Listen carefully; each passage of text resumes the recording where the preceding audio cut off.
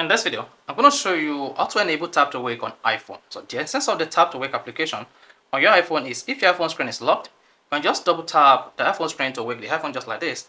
Double tap the iPhone screen to lock the iPhone screen again. So here in today's video, you learn how to turn on this feature on your iPhone so that when your iPhone screen goes dim, you can easily double tap the screen to wake your iPhone. Now, to enable tap to wake on your iPhone, go to your iPhone settings.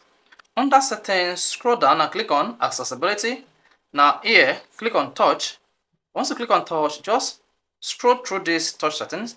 There is a feature called tap to wake. Wake the screen when you tap the display. So if this feature is turned off on your iPhone, you need to make sure that this feature is turned on, just like this. Once the feature is turned on and your iPhone screen display goes blank, all you need to do is just double tap on the iPhone screen just like this to come up. You can also set your iPhone to check to wake. So this is how you can easily turn on tap to wake on your iPhone. If this is helpful, if you want to hit the like button, don't forget to subscribe to the YouTube channel for more quality videos just like this.